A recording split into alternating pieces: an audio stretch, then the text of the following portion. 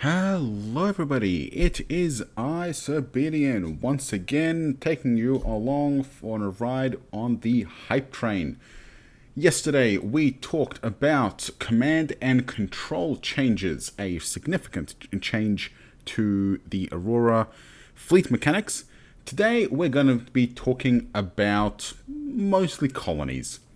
So first up we have new maintenance rules.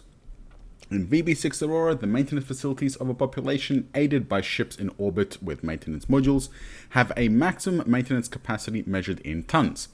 Any ship of that size or less can be maintained. Fighters cannot be maintained in this way and have to be stored in hangars.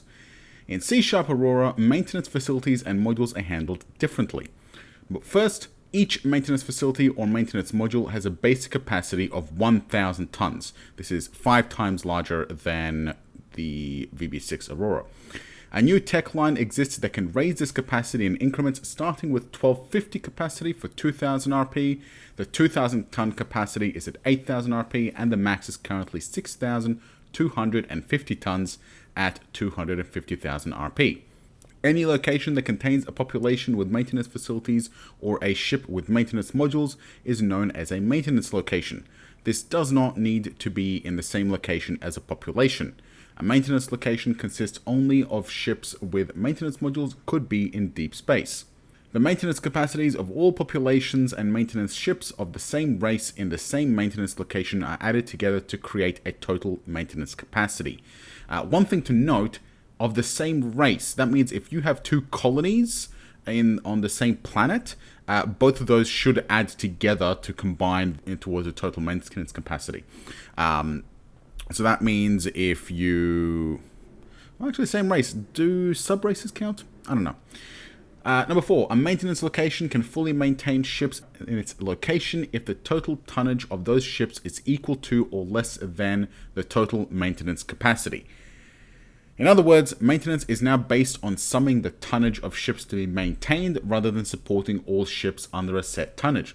So if you have 5 20 kiloton cruisers, then that you will need 100 kiloton worth of capacity. If the total tonnage of the ships to be maintained is greater than the total maintenance capacity, each ship will be partially maintained. This is known as the effective maintenance rate, or EMR. For example, if the total maintenance capacity is 80,000 tons and the total tonnage of the ships requiring maintenance is 100,000 tons, the EMR is 80%. Each ship will use 80% of the normal amount of MSP required for maintenance. Each ship's maintenance clock will advance at 20% of normal, and their chance of system failure will be 20% of normal. Fairly straightforward. 6. The maintenance capacity of maintenance modules on a population is modified by the population's manufacturing efficiency, or available workers divided by required workers, radiation production modifier, political stability modifier based on unrest, and political status production modifier, whether they're conquered or subjugated. The capacity of both maintenance facilities and maintenance modules is affected by the racial economic production modifier, otherwise known as if you're in debt. Number 7. Ships can enter overhaul in the same way as they do now, except they can also do this at a deep space maintenance location as well as a population. Overhauls will proceed at a slower rate and use fewer MSP if the total tonnage of the ships being maintained exceeds the total maintenance capacity. However, ships undergoing overhaul will not suffer maintenance failures in this situation. So you can overhaul to stop the clock going up, to reverse it back down, but it overhauls slower. Fighters can be maintained by maintenance locations and do not need to be stored in hangars. This is because now they use capacity, whereas the VB6 rule was implemented to prevent unlimited fighters being maintained. So that's good. That means you don't need giant hangar stations to keep all your fighters, which is a very, very good thing. Use of maintenance supply points. So we've got changes to how MSP is being used.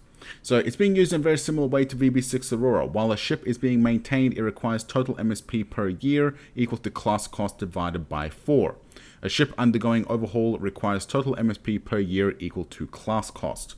Now, that is actually, seems to be a fair bit more expensive, potentially, than in VB6. So in VB6, the maintenance costs were 10% of your minerals per year. So 10% of the cost per year, and then quadruple that to 40% during overhaul. Depending on how much MSP costs, and I think it's about 4 times the cost, this could end up being a lot more expensive than VB6. We'll have to look at the exact math once we have a look further down the road. Next, if the ship is being maintained in a situation where the total tonnage of the ships being maintained is greater than the total maintenance capacity, the MSP required will be reduced accordingly. The ship being maintained will use up MSP from any racial population in the same location in descending order of MSP stockpile. If no populations are available or have no MSP, the maintained ships will use MSP from any supply ships in the same location in descending order. Finally, if no other option is available, the maintained ship will consume its own MSP. A ship will use a combination of the above to locate sufficient MSP. So this is good because now you no longer need to ship minerals to a maintenance location. You can just eat straight up MSP, even if it's from its own reserves. That means having reserves of MSP aboard a warship is a good thing. If the ship cannot locate sufficient MSP to meet the requirements for maintenance, this also has an impact on the effective maintenance rate for that specific ship. For example, assume a maintenance location with a capacity of 80,000 tons is maintaining 100,000 tons of shipping. The EMR is 80%. A ship with a class cost of 1,500 BP is being normally maintained and will require annual MSP equal to class cost divided by 4 times EMR, or total of 300 MSP. If the ship can only locate 240 MSP, the EMR will be reduced by the proportion of available MSP to required MSP. So 240 divided by 300 times 80% is 64%. The ship will now consume 240 MSP, the maintenance clock will be advanced to 36% of normal, and the chance of system failure will be 36% of normal.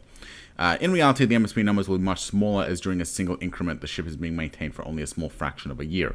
So, for example, a week is going to need maybe like a handful of MSP. The order in which ships are checked for available MSP is based on class maintenance priority, then by overhaul versus normal maintenance, then by highest maintenance clock. This is a very useful element, that the highest maintenance clock is a factor, because that means that eventually, if you don't have enough MSP, eventually all ships will end up with about the same maintenance clock, when you think about it. Next, the chance of system failure, whether away from a maintenance location or while being partially maintained, is reduced by the crew grade bonus, or increased for crews with a negative bonus, and the ship's engineering bonus, so 50% of the commander bonus and 100% of the chief engineer bonus. Now, this is very important because this means that with a crew grade of a decent value and then a commander plus a chief engineer with good maintenance, you can get away with using less MSP overall and being out there longer. So this is going to be very useful for things like survey vessels and long deployment time ships. These new rules remove many of the maintenance restrictions on larger ships and make maintenance of FACs and fighters more realistic. They introduce the same economic factors to maintenance that exist for production.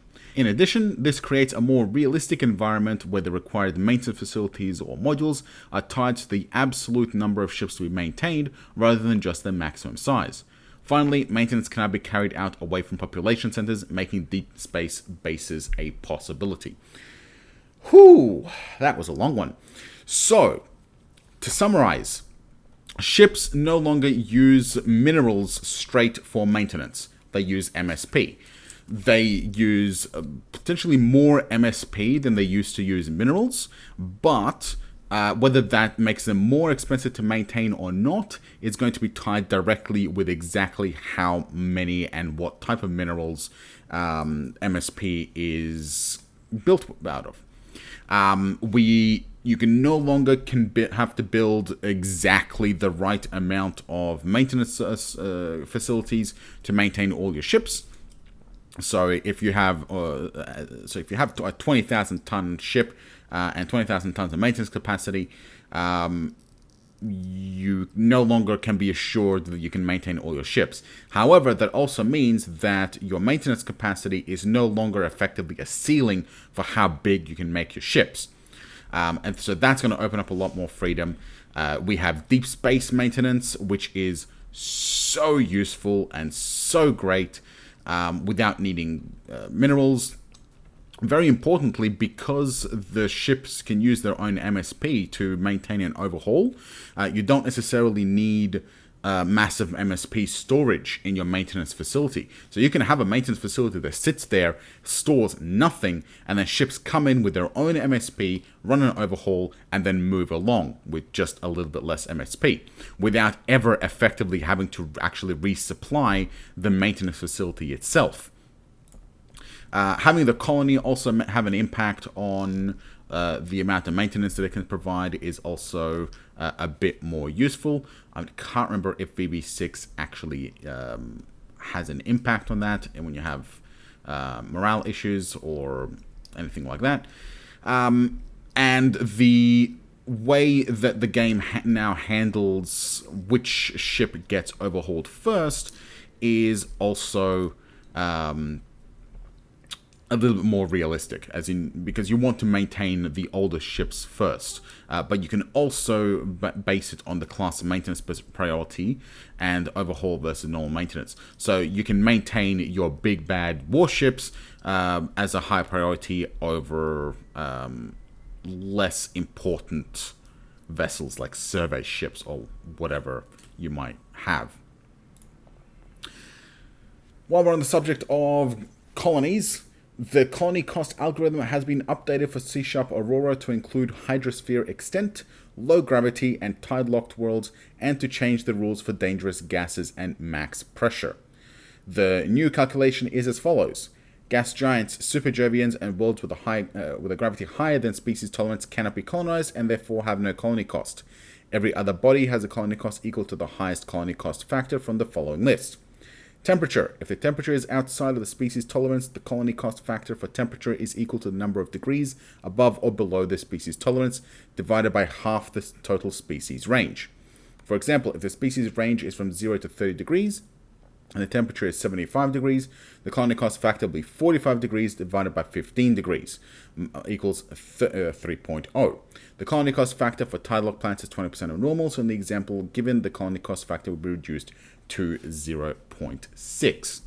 So, number of degrees above or below the species tolerance. So 30 degrees is the maximum, 75 is the temperature, so we've got 45 degrees, and then it's divided by half. So half of 30 is 15 equals 30. Atmospheric pressure. If the atmospheric pressure is above species tolerance, the colony cost factor for pressure is equal to pressure divided by species max pressure with a minimum of 2.0. For example, if the pressure tolerance is 4 atmospheres and the pressure is 10 atmospheres, the colony cost factor will be 2.5. If the pressure was 6 atmospheres, the colony cost factor will be 2.0, as that is the minimum. So even though 6 divided by 4 is like a third, it's still 2.0. If the atmosphere does not have a sufficient amount of breathable gas, the colony cost factor for breathable gas is 2.0. If the gas is available in sufficient quantities but exceeds 30% of atmospheric pressure, the colony cost factor is also 2.0. So nothing new there. If a dangerous gas is present in the atmosphere and the concentration is above the danger level, so that's actually new. There's actual danger level of dangerous gases. You can't just stick 0.001 of an atmosphere into there and have it give the whole cost.